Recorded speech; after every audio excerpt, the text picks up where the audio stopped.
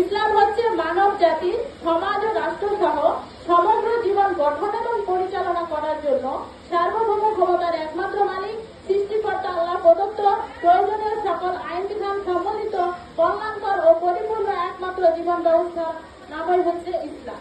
ইসলামের মৌলিক বিষয় তিনটি। ইসলামের প্রথম মৌলিক বিষয় হচ্ছে রুবুবিয়তে তাওহীদ, অর্থাৎ মানুষের সমাজ ও রাষ্ট্র গঠন এবং পরিচালনা সহ জীবনের সকল ক্ষেত্রে সার্বভৌমত্ব, আইন বিধান ও নিরঙ্কুশ কর্তৃত্ব একমাত্র আল্লাহর, মানুষের নয়। ইসলামের দ্বিতীয় মৌলিক বিষয় হচ্ছে উলিয়াতে তাওহীদ। উলিয়াতে তাওহীদ হচ্ছে মানুষের সমাজ ও রাষ্ট্র গঠন এবং পরিচালনা সহ জীবনের সকল ক্ষেত্রে দাসত্ব, আইনের আনুগত্য ও উপাসনা একমাত্র আল্লাহর, অন্য কারো নয়।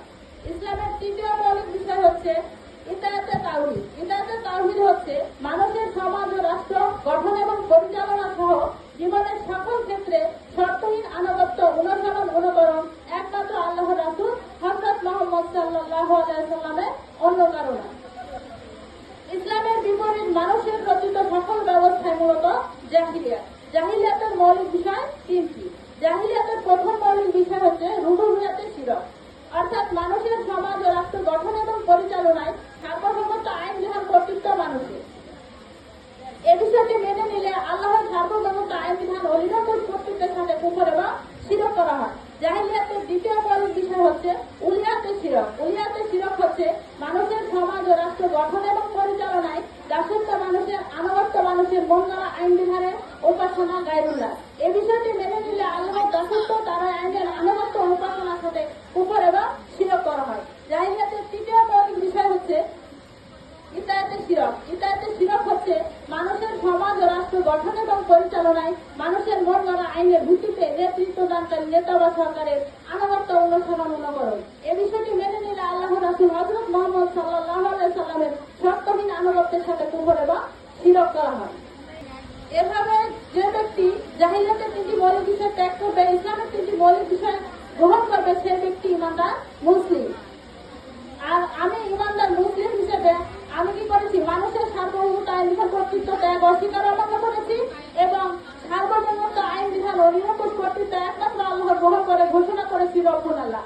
এবং মানুষের দাসত্ব, মানুষের মন করা আইনের আনুগত্য, গায়রুল্লাহর উপাসনা ত্যাগ অস্বীকার অমান্য করেছি। সমাজ এবং রাষ্ট্র সহ জীবনের সকল ক্ষেত্রে একমাত্র আল্লাহর দাসত্ব, তার আইনের আনুগত্য, উপাসনা গ্রহণ করেছি এবং সাক্ষ্য অঙ্গীকার করেছি আশহাদু আল্লা ইলাহা ইল্লাল্লাহ। এবং মানুষের সমাজ ও রাষ্ট্র গঠন এবং পরিচালনায় মানুষের মন করা আইনের ভিত্তিতে নেতৃত্ব দানকারী নেতাদের নেতৃত্ব অস্বীকার অমান্য করেছি। সমাজ এবং রাষ্ট্র সহ জীবনের সকল ক্ষেত্রে শর্তহীন আনুগত্য, অনুসরণ, অনুকরণ একমাত্র আল্লাহ রাসূল হযরত মুহাম্মদ সাল্লাল্লাহু আলাইহি ওয়াসাল্লামের গ্রহণ করেছি এবং সাক্ষ্য অঙ্গীকার করেছি আশহাদু আন্না মুহাম্মাদান রাসূলুল্লাহ। এখন আমার পরিকল্পনা হচ্ছে আমিরের আনুগত্যের বায়াত গ্রহণ করেছি। নিজের সময়, অর্থ ব্যয় করে দিন প্রতিষ্ঠার লক্ষ্যে চূড়ান্ত প্রচেষ্টা চালিয়ে যেতে থাকবো এবং আমি যখন যে কর্মসূচি দেয় সেই কর্মসূচিতে আমি সর্বদা উপস্থিত থাকার জন্য সর্বোচ্চ প্রচেষ্টা চালিয়ে যাবো ইনশাআল্লাহ। আল্লাহ রাব্বুল আলামিনের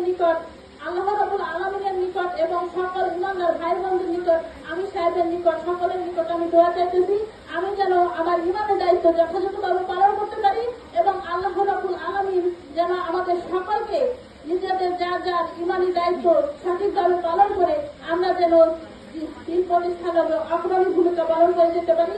আল্লাহ রাব্বুল আলামিন আমাদের সকলকে এই লক্ষ্যে কবুল করুন। এই বলে আমি আমার আলোচনা শেষ করছি। আসসালামু আলাইকুম ওয়া রাহমাতুল্লাহি ওয়া বারাকাতুহু।